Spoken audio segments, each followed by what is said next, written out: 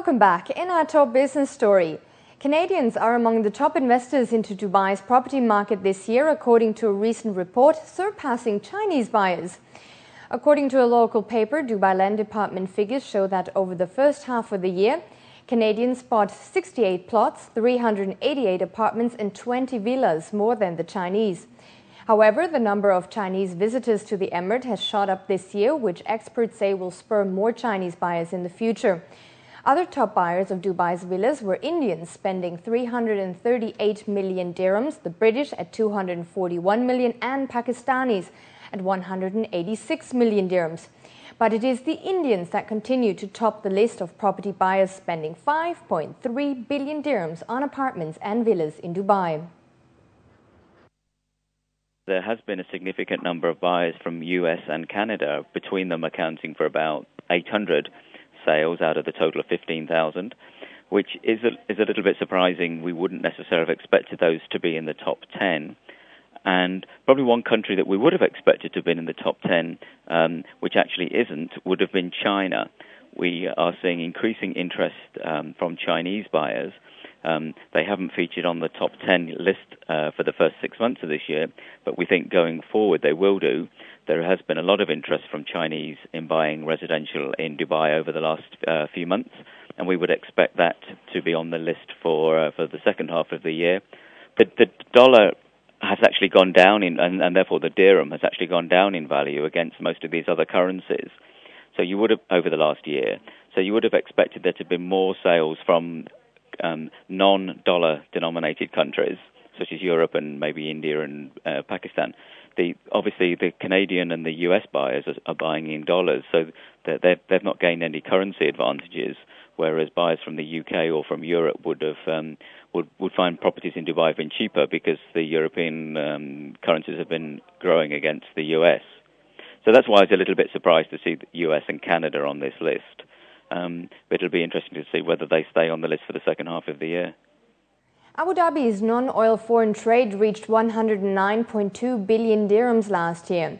During 2010, the volume of imports through the capital's ports grew over 6% compared with 2009, while import volumes by sea were up 11%, the Statistics Center Abu Dhabi said. The bulk of imports into Abu Dhabi came from Asia, Europe and North America, with all three continents together making up 93% of the total imports into Abu Dhabi in 2010. And re-exports accounted for 10% of overall merchandise trade, excluding oil, compared with 10.6% for non-oil exports. With that, let's now look at the stock indices across the GCC.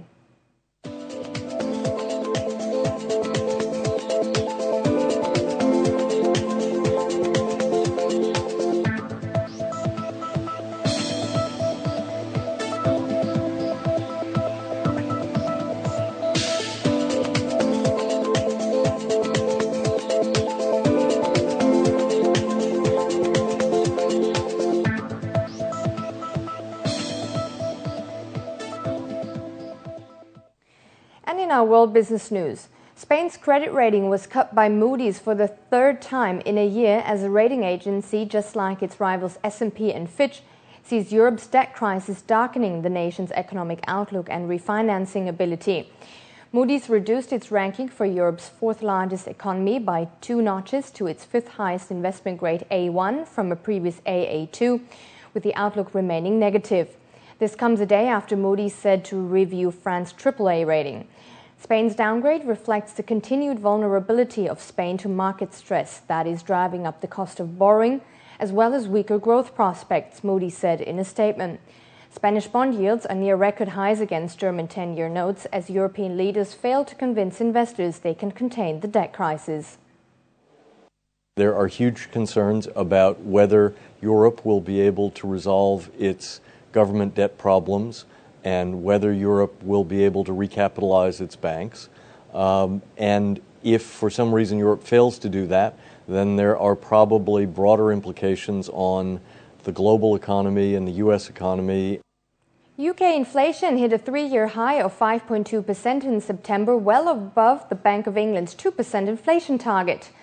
Britain's consumer price index last month was pushed higher by rising gas and electricity bills and therefore puts more pressure on Britain's living standards as salaries aren't keeping up with rising costs. Energy bills rose by 18% on the year, while transport costs were up 13% and food prices were 6% higher. UK inflation might not have reached its peak, though. The Bank of England recently introduced a new dose of quantitative easing in an attempt to revive the British economy, with many experts condemning this step to increase inflation further.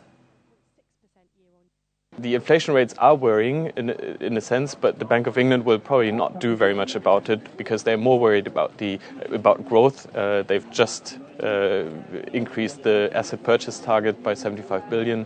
They're unlikely to do anything on inflation directly. Over in the US, the third quarter earnings season is in full speed. Apple, for the first time in 10 years, disappointed the market with weaker than expected revenues and profits. Analysts speculate consumers held off on buying the iPhone 4 in anticipation of Apple's newest version, the 4S.